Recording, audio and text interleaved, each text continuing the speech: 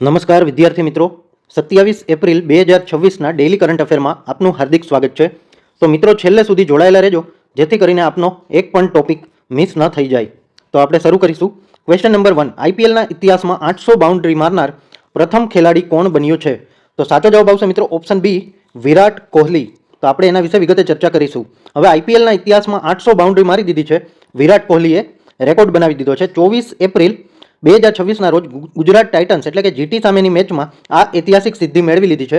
IPL ઇતિહાસમાં 800 ચોગ્ગા ફટકાવનાર પ્રથમ batsman બની ગયા છે અને આઈપીએલમાં પોતાની 300 સિક્સર પણ પૂરી કરી છે અને ક્રિસ ગેલ અને રોહિત શર્મા પછી ત્રીજા ખેલાડી બની ગયા છે. હવે કોઈ પણ એક ટીમ માટે 300 છગ્ગા મારનાર પ્રથમ ખેલાડી વિરાટ કોહલી બની ગયા છે.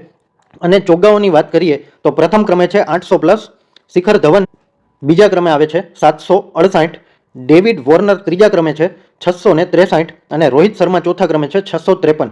હવે વિરાટ કોહલી આઈપીએલમાં સૌથી વધુ રન 8900+ બનાવનાર ખેલાડી પણ છે. તે આઈપીએલની પ્રથમ સિઝન 2008થી અત્યાર સુધી માત્ર એક જ ફ્રેન્ચાઇઝી રોયલ ચેલેન્જર્સ બેંગ્લોર માટે રમી રહ્યા છે.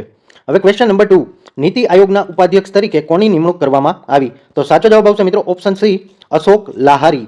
તો આપણે એના વિશે ચર્ચા કરીશું. હવે અશોક કુમાર લાહિરી જે છે, બરાબર, એની નિમણૂક કરી દેવામાં આવી છે નીતિ આયોગના નવા અધ્યક્ષ તરીકે. એપ્રિલ 2026માં કરવામાં આવી છે અને તેમને જૂના જે સુમન કે બેરી હતું એમના સ્થાને અનુમતિ આપવામાં આવી છે. હવે નીતિ આયોગના જે કાયમી 5 સભ્યો હોય છે એમાં પર ફેરફાર કરી દેવામાં આવ્યા છે. તો એમના નવા નામ યાદ રાખી લેજો: રાજીવ ગોબા, પ્રો કેવી રાજુ, પ્રોફેસર ગોવર્ધન દાસ, ડોક્ટર એમ શ્રીનિવાસ અને પ્રોફેસર અભય કરંદીકર. આ પાંચોય નામ યાદ રાખી લેજો, એક્ઝામમાં ક્યારેક પૂછાતા હોય છે. હવે નીતિ આયોગ વિશે ચર્ચા કરીએ તો National Institute for Transforming India એની સ્થાપના 1 જાન્યુઆરી 2015માં કરવામાં આવી હતી. એ પહેલાં તે આયોજન પંચના નામે ઓળખાતું હતું. આનું મુખ્ય મથક નવી દિલ્હી ખાતે આવેલું છે અને હોદ્દાની રૂએ અધ્યક્ષ ભારતના વડાપ્રધાન હાલમાં નરેન્દ્ર મોદી છે. ઉપાધ્યક્ષની નિમણૂક વડાપ્રધાન દ્વારા કરવામાં આવે છે. પ્રથમ ઉપાધ્યક્ષ આના અરવિંદ પનગડિયા હતા, એ નામ પણ યાદ રાખજો. હવે આ નીતિ આયોગનું મુખ્ય કામ સહકારી સંઘવાદ એટલે કે કોઓપરેટિવ ફેડરલિઝમ ને પ્રોત્સાહન આપવાનું અને ભારત સરકારના થિંક ટેન્ક તરીકે કાર્ય કરવાનું છે. હવે અશોક લાહિરી પશ્ચિમ બંગાળના બેલુર ઘાટથી ધારાસભ્ય છે અને ભારત સરકારના ભૂતપૂર્વ મુખ્ય આર્થિક સલાહકાર તરીકે પણ સેવા આપી ચૂક્યા છે. તો આટલું યાદ રાખજો. હવે ક્વેશ્ચન નંબર 3, એપ્રિલ 2026માં SCO સંરક્ષણ મંત્રીઓની બેઠક ક્યાં યોજાશે? તો સાચો જવાબ આવશે મિત્રો ઓપ્શન સી, બિશ્કેક. તો આપણે એના વિશે ડિટેલમાં ચર્ચા કરીશું. હવે આજે યોજાવાની છે એપ્રિલ 2026, મુખ્યત્વે 28 એપ્રિલે યોજાનાર છે. હવે બિશ્કેક કરીને છે જે કિર્ગિસ્તાનની રાજધાની છે, ત્યાં યોજાનાર છે. હવે ભારતના નેતૃત્વની વાત કરીએ તો શ્રી રાજનાથસિંહ છે આ બેઠકમાં ભારતીય પ્રતિનિધિમંડળનું નેતૃત્વ કરશે.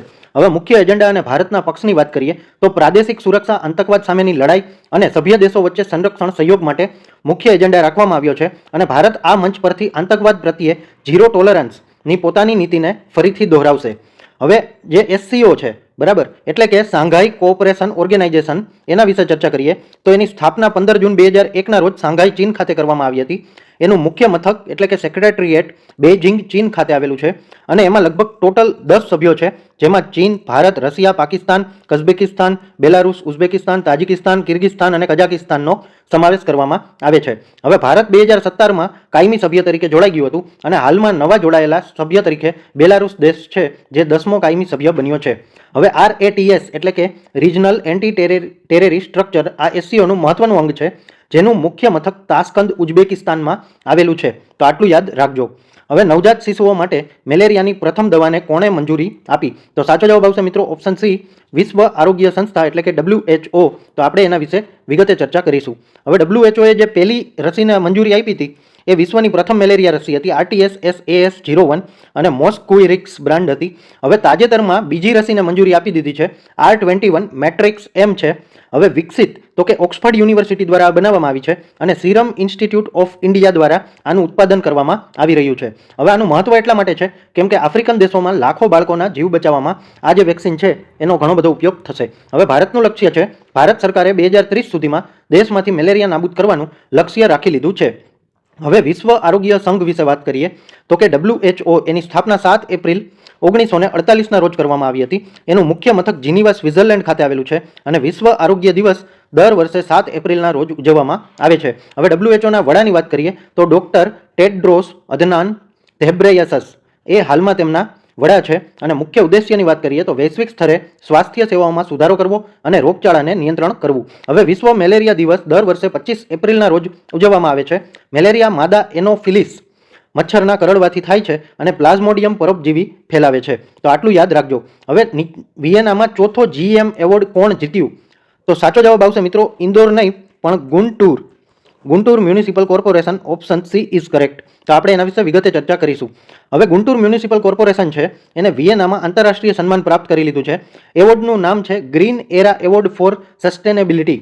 હવે સ્થળની વાત કરીએ તો વિયેના ઓસ્ટ્રેલિયામાં એપ્રિલ 2026માં એવોર્ડ આપવામાં આવ્યો છે. પર્યાવરણીય સંરક્ષણ, ઉર્જા કાર્યક્ષમતા અને ટકાઉ શહેરી વિકાસ માટે આ એવોર્ડ એનાયત કરવામાં આવ્યો છે. હવે અધરવેઝ મેનેજમેન્ટ એસોસિએશન દ્વારા આ એવોર્ડનું પ્રદાન કરવામાં આવે છે. તો આ એસોસિએશનનું નામ પણ યાદ રાખી લેજો. હવે ગુંટુર વિશે માહિતી લઈ તો રાજ્ય આંધ્રપ્રદેશનું એક શહેર છે. મરચાનું બજાર ગુંટુર તેના મરચાના બજાર માટે એશિયાભરમાં પ્રખ્યાત છે અને સ્વચ્છ શહેર તે દક્ષિણ ભારતના સ્વચ્છ શહેરોની યાદીમાં પણ મોખરે રહે છે. તો આટલું યાદ રાખજો. હવે the curious and the classified પુસ્તક કોણે લખ્યું? તો આ જે પુસ્તક છે સાચો જવાબ આવશે મિત્રો ઓપ્શન બી મનોજ મુકુંદ નરવણે, જેઓ જનરલ છે. તો હવે આપણે એની વિગતે ચર્ચા કરીશું. આ પુસ્તકનું નામ છે the curious and the classified. General Manoj Mukund Naravane દ્વારા લખવામાં આવ્યું છે. ભારતીય સેનામાં 28માં આર્મી ચીફ હતા અને સૈન્ય જીવનના અનુભવો અને સેનાની વ્યૂહરચનાઓ વિશે આ પુસ્તકમાં જણાવવામાં આવ્યું છે. સંરક્ષણ ક્ષેત્રની આંતરિક વાતો પર આધારિત આ પુસ્તક રિલીઝ કરવામાં આવ્યું છે. હવે અન્ય ચર્ચિત પુસ્તક કે જેઓ આમને લખ્યા હોય 4 સ્ટાર ઓફ ડેસ્ટિની, તેઓ આત્મકથા રૂપે આ પુસ્તક પણ ખૂબ જ પ્રચલિત થયું હતું. હવે પરીક્ષા માટે ખૂબ જ મહત્વના આવા પુસ્તકો યાદ રાખવા, કેમ કે સંરક્ષણ દળોના વડાઓ દ્વારા લખાયેલા પુસ્તકો પરીક્ષામાં અવારનવાર પૂછાય છે. હવે બીજા જે વિકલ્પ હતા ચેતન ભગત એ લોકપ્રિય લેખક છે જેમની જાણીતી નવલકથાઓ 5 પોઈન્ટ સમવન, 2 સ્ટેટ્સ અને 400 ડેઝ સામેલ છે. હવે અમિત ત્રિપાઠીની વાત કરીએ તો પૌરાણિક કથાઓ માટે જાણીતા છે. તેઓ શિવા ત્રિલોગી, ધ ઇમોર્ટલ ઓફ મેલુહા અને રામચંદ્ર સિરીઝ માટે પ્રખ્યાત છે. હવે જે ખુશવંત સિંહ છે એ ભારતના પ્રખ્યાત પત્રકાર અને લેખક જેમનું સૌથી જાણીતું પુસ્તક ટ્રેન ટુ પાકિસ્તાન છે. હવે પરીક્ષા માટે ક્વિક ફેક્ટ્સ. હાલમાં ભારતમાં આર્મી ચીફ કોણ છે? તો જનરલ ઉપેન્દ્ર દ્વિવેદી 30 જૂન 2024થી ભારતના આર્મી ચીફ છે. ભારતના પ્રથમ ચીફ ઓફ ડિફેન્સ સ્ટાફ કોણ હતા? તો કે જનરલ બિપિન રાવત. આ બે નામ યાદ રાખી લેજો. Next question number 7. ચોથું ભારત આફ્રિકા ફોરમ સમિટ ક્યાં યોજાશે? તો સાચો જવાબ આવશે મિત્રો ઓપ્શન બી નવી દિલ્હી. તો આપણે એના વિશે વિગતે ચર્ચા કરીશું. હવે નવી દિલ્હીમાં યોજાનાર છે 28 થી 31 મે 2026 અને આના મુખ્ય એજન્ડા પોઈન્ટ છે દ્વિપક્ષી વેપાર, આરોગ્ય સેવાઓ, ડિજિટલ કનેક્ટિવિટી, કૃષિ વિકાસ, આરોગ્ય સેવાઓ અને સુરક્ષા સહયોગ. ભારત અને આફ્રિકાના 54 દેશો વચ્ચે સંબંધો મજબૂત કરવા માટે સૌથી મોટું પ્લેટફોર્મ છે. અને પૃષ્ઠભૂમિની વાત કરીએ તો પહેલી સમિટ હતી એ 2008માં નવી દિલ્હી ખાતે યોજાઈ હતી. બીજી સમિટ 2011માં અદિસ અબાબા ખાતે યોજાઈ હતી અને ત્રીજી સમિટ 2015માં નવી દિલ્હી ખાતે યોજાઈ હતી અને સૌથી મોટી હતી. એમાં 54 દેશે ભાગ લીધો હતો. અને ભારત અને આફ્રિકાના પરીક્ષાલક્ષી સંબંધો વિશે ચર્ચા કરી તો G20માં આફ્રિકન યુનિયન ભારતની અધ્યક્ષતામાં G20 સમિટ 2023 નવી દિલ્હી ખાતે યોજાયું હતું. હવે આફ્રિકન યુનિયનને G20ના કાયમી સભ્ય તરીકે સામેલ કરવામાં આવ્યું છે, જે ભારતની મોટી કૂટનીતિક જીત ગણાય. હવે આફ્રિકન યુનિયનનું મુખ્ય મથક અદિસ અબાબા ઇથોપિયામાં આવેલું છે. એક IIT ઝાંઝીબાર છે. ભારતના પ્રથમ આંતરરાષ્ટ્રીય IIT કેમ્પસ તાંજાનિયાના ઝાંઝીબારમાં સ્થાપવામાં આવ્યું છે, જે ભારત આફ્રિકા શૈક્ષણિક સંબંધોનો પણ એક મોટો પુરાવો આપે છે. હવે question number 8. CM inspire scheme કયા રાજ્યમાં શરૂ કરવામાં આવી? તો સાચો જવાબ આવશે મિત્રો ઓપ્શન સી મેઘાલય. તો આપણે એના વિશે વિગતે ચર્ચા કરીશું. હવે યોજનાનું પૂરું નામ શું છે? તો કે chief ministers integrated new sustainable promotion of innovative relentless entrepreneurs. આ CM ઇન્સ્પાયર સ્કીમનું પૂરું નામ છે.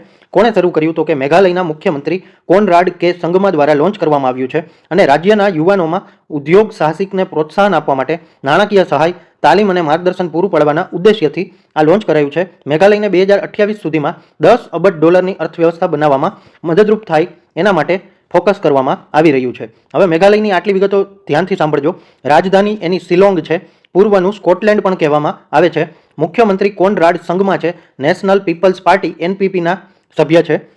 પ્રખ્યાત સ્થળો તો કે મૌસિન રામ અને ચેરાપુંજી. વિશ્વમાં સૌથી વધુ વરસાદ ત્યાં જ થાય છે અને મેઘાલયના લિવિંગ રૂટ બ્રિજ છે એને યુનેસ્કોની કામચલાઉ યાદીમાં સામેલ કરવામાં આવ્યા છે. અને મેઘાલયનો મુખ્ય ઉત્સવ વાંગલા ફેસ્ટિવલ છે, એ પણ યાદ રાખી લેજો.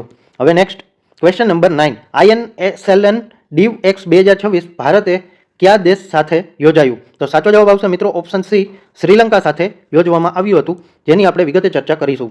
હવે આ એક સૈન્ય અભ્યાસ છે. એનું પૂરું નામ India Sri Lanka navy diving exercise INSLS DIV X કહેવામાં આવે છે. હવે માર્ચ એપ્રિલ 2026 દરમિયાન યોજાઈ રહ્યું છે. શ્રીલંકાના ત્રિકોમાલી ખાતે યોજવામાં આવ્યું હતું અને ભારતીય નૌકાદળના વિશેષજ્ઞ મરજીવા એટલે કે ડાઇવર્સ અને શ્રીલંકન નેવીના ડાઇવિંગ યુનિટ્સ વચ્ચે આ જે છે સૈન્ય અભ્યાસ એ યોજવામાં આવ્યો હતો. હવે ડાઇવિંગ કામગીરીમાં આંતર કાર્યક્ષમતા વધારવાના ઉદ્દેશ્યથી, પાણીની અંદર બચાવ કાર્ય અને જટિલ દરિયાઈ કામગીરીમાં સહયોગ મજબૂત કરવાના મુખ્ય ઉદ્દેશ્યથી યોજવામાં આવી હતી. હવે ભારત અને શ્રીલંકા વચ્ચેના મહત્વના સૈન્ય અભ્યાસો વિશે ચર્ચા કરીએ તો સ્લીનેક્સ વાર્ષિક નૌકાદળ નેવલ અભ્યાસ ભારત અને શ્રીલંકા વચ્ચે કરવામાં આવે છે. મિત્ર શક્તિ ભૂમિ સેના અભ્યાસ ભારત અને શ્રીલંકા વચ્ચે કરવામાં આવે છે. અને દોસ્તી ત્રિપક્ષીય તટરક્ષક દળ કોસ્ટગાર્ડ અભ્યાસ ભારત, શ્રીલંકા અને માલદીવ સાથે કરવામાં આવે છે. શ્રીલંકાની રાજધાની શ્રી જયવર્ધનપુરા કોટ્ટે વહીવટી રાજધાની છે અને કોલંબો વાણિજ્યક રાજધાની છે. હવે પાલ્ક સ્ટ્રેટ ભારત અને શ્રીલંકાને અલગ કરતી સામુદ્રધુની છે, તો એનું નામ પણ યાદ રાખી લેજો. અને Sagar vision security and growth for all in the region હેઠળ દરિયાઈ સુરક્ષા મજબૂત કરવાના હેતુથી આવી એક્સરસાઇઝ કરવામાં આવતી હોય છે. હવે question number 10, India international water week IIWW 2026નું ઉદ્ઘાટન ક્યાં કરવામાં આવ્યું? તો સાચો જવાબ આવશે મિત્રો ઓપ્શન બી, નવી દિલ્હી ખાતે. તો આપણે એની વિગતે ચર્ચા કરીશું. હવે ઉદ્ઘાટન કેન્દ્રીય જળશક્તિ મંત્રી શ્રી CR પાટીલ દ્વારા 22 એપ્રિલ 2026ના રોજ કરવામાં આવ્યું અને આની મુખ્ય ઇવેન્ટ 22 થી 26 સપ્ટેમ્બર 2026 દરમિયાન યોજાશે. સ્થળની વાત કરીએ તો ભારત મંડપમ નવી દિલ્હી એટલે કે પ્રગતિ મેદાન ખાતે યોજાશે અને આ જે થીમ રાખવામાં આવી છે એ ક્લાઇમેટ રેસિલિયન્ટ વોટર મેનેજમેન્ટ, આબોહવા સ્થિતિસ્થાપક જળ વ્યવસ્થાપન, આવી થીમ રાખવામાં આવી છે. હવે આનો હેતુ શું છે તો કે વૈશ્વિક પ્લેટફોર્મ, જળ સંસાધન વ્યવસ્થાપન અને વિકાસ પર નિષ્ણાતો, રાજકારણીઓ અને હિતધારકોની ચર્ચા કરવામાં આવશે. હવે IIWW એટલે કે ઇન્ડિયા ઇન્ટરનેશનલ વોટર વીક એની પરીક્ષાલક્ષી વિગતો છે. તો એનું આયોજક જળશક્તિ મંત્રાલય ભારત સરકાર દ્વારા આયોજન કરવામાં આવે છે. આ ભારત ઇન્ટરનેશનલ વોટર વીકની 9મી આવૃત્તિ છે. આ ઇવેન્ટમાં લગભગ 150 દેશોને આમંત્રિત કરવામાં આવ્યા છે. અનેક દેશો ભાગીદારી તરીકે પણ જોડાશે. હવે ઇતિહાસની વાત કરીએ તો પ્રથમ ઇન્ડિયા વોટર વીક 2012માં યોજાયું હતું, તો એ પણ ખાસ યાદ રાખી લેજો. હવે મિત્રો આ વિડીયો જોવાથી તમારા નોલેજમાં વધારો થયો હોય તો આ વિડીયોને એક લાઇક અચૂકથી આપી દેજો. તમે કઈ એક્ઝામની તૈયારી કરી રહ્યા છો એ કમેન્ટ કરી અને જણાવી દેજો. તમારા મિત્રો જો કોઈ એક્ઝામની તૈયારી કરતા હોય તો એના વિડીયો અચૂકથી શેર કરી દેજો. અને આ ચેનલમાં નવા હોય તો ચેનલને સબસ્ક્રાઇબ કરી લેજો અને બેલ આઇકન પણ દબાવી લેજો, જેથી કરીને અમારી આવનારી એક પણ અપડેટ આપનાથી મિસ ન થઈ જાય. ધન્યવાદ.